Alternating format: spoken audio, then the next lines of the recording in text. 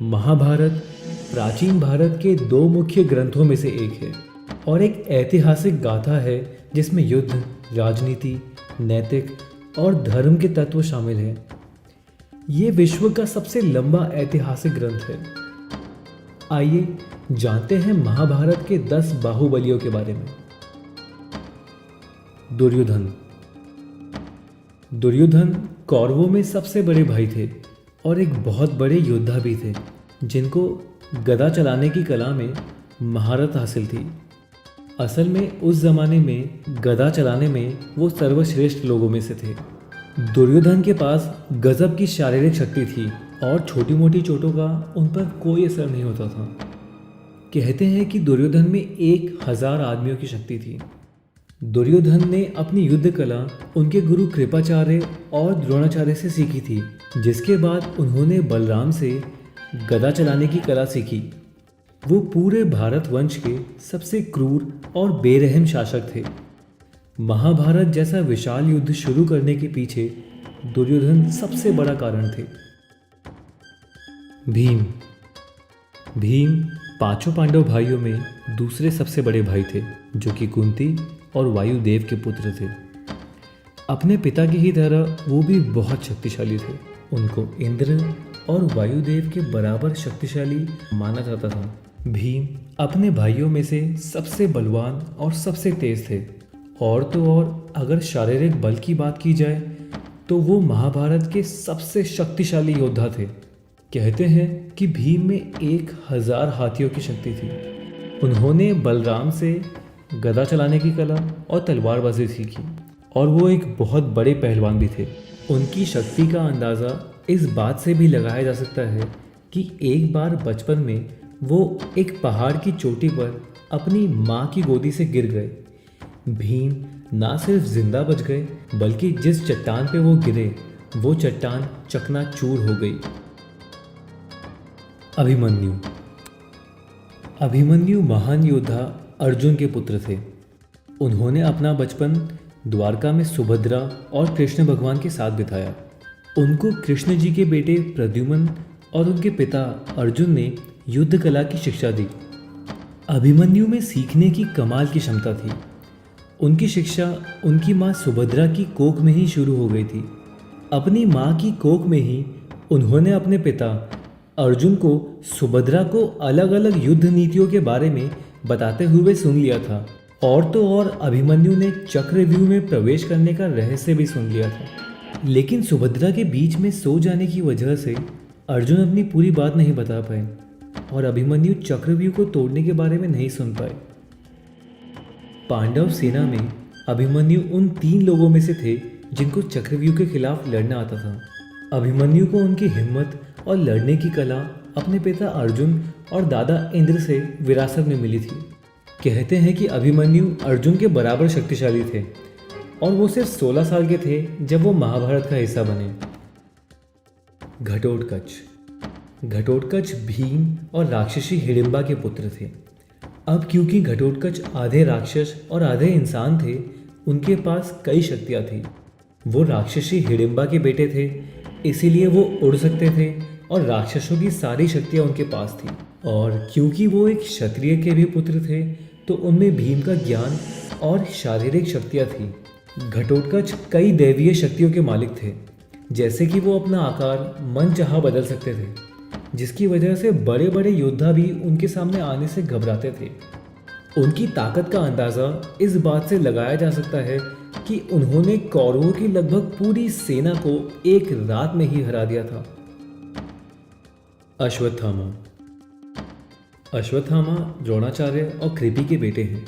वो कौरवों में सबसे बड़े योद्धाओं में से एक हैं और भगवान शिव के अवतार भी हैं। द्रोणाचार्य ने भगवान शिव को प्रसन्न करने के लिए सालों तक तपस्या की ताकि उनको शिवजी जैसा वीर पुत्र मिले।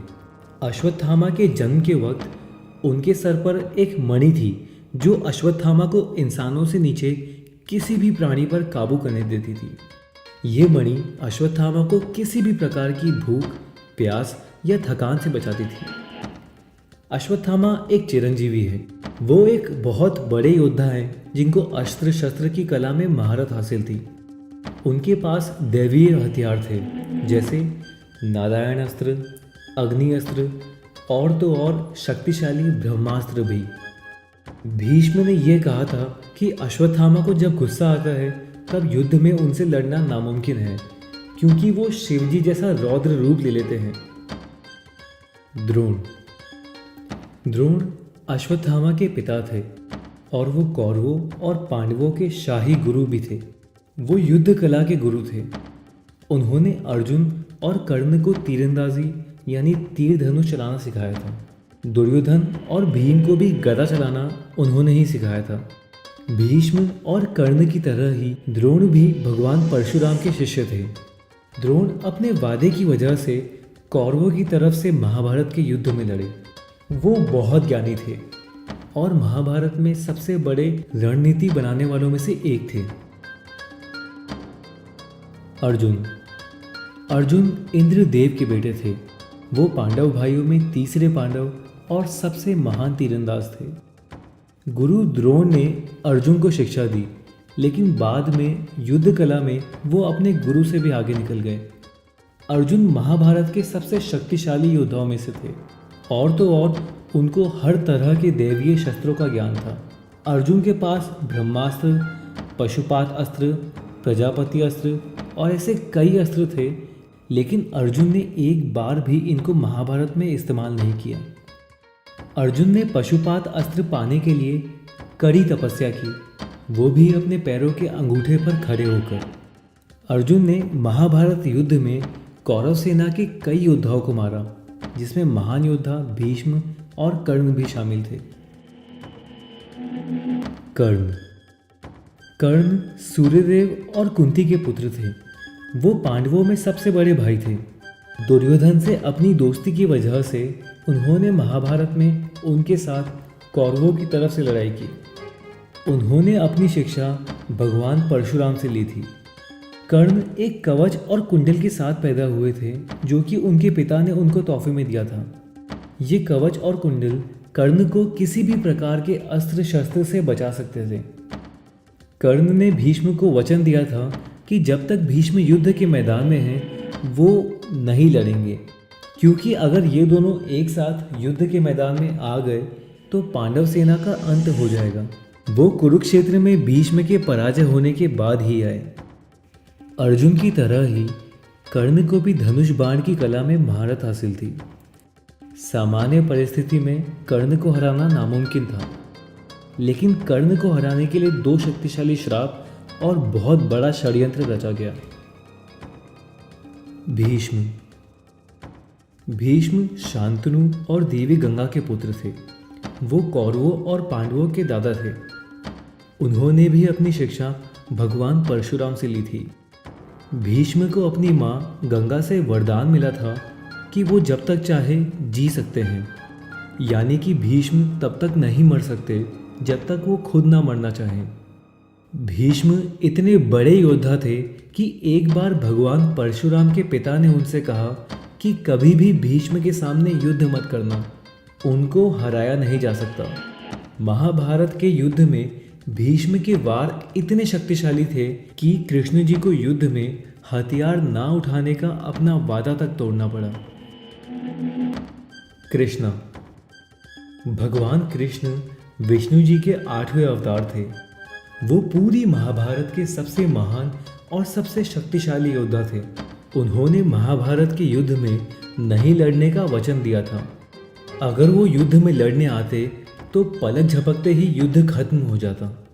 कृष्ण जी महाभारत के युद्ध में अर्जुन के सारथी थे और उनका सिर्फ साथ होना ही पांडवों के जीतने के लिए काफ़ी था। कोई भी कृष्ण जी को शब्दों में बयान नहीं कर सकता। वो हर चीज़ के ज्ञानी थे। अगर आपको ये वीडियो अच्छा लगा हो तो प्लीज़ वीडियो को लाइक करिए और हमें नीचे कमेंट्स में बताइए, और प्लीज़ इस चैनल को सब्सक्राइब करिए और सब्सक्राइब करने के लिए यहाँ क्लिक करें। Thank you.